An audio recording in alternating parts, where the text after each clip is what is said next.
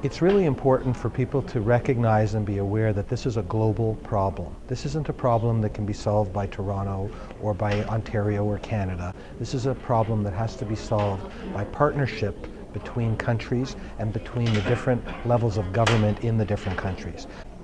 I'm especially appalled when health and safety enters the game. And what we have is, for example, this circuit breaker. Now imagine you have a circuit breaker that is designed to keep you safe. It will only allow a certain amount of current in. These breakers have been made in factories that have absolutely no quality control, because the people that are making these products, they don't care about your safety, they don't care about your health, they don't care about your well-being, they don't care if you live or die. They only care about how much money they can make by you buying this.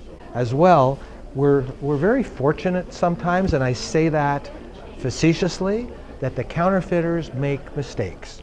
They make dumb mistakes. For example, we know that Apple is a very well-known company. We know that Samsung is a very well-known company. They don't actually both make the same product and put their names on it, and yet we have seized these counterfeits which are used. This is a charger for an Apple computer, and it's got the Apple logo right on it.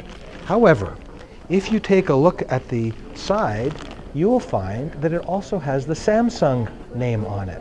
So who made it? Apple? Samsung? Well, neither one made it.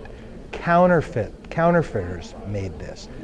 Well, thank you for noticing that we put a lot of counterfeit products with a sign on a dummy, because that's the message that we're trying to convey, that smart people don't buy counterfeit, don't support counterfeit.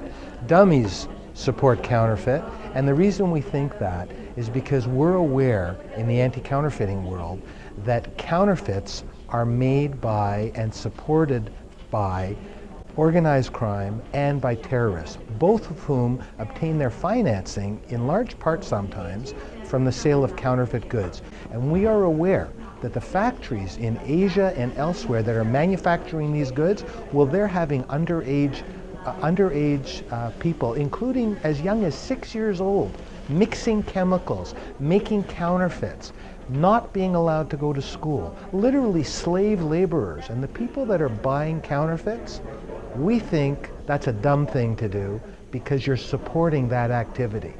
So we tell people, be very cautious when you're buying anything electrical, for example, but anything online.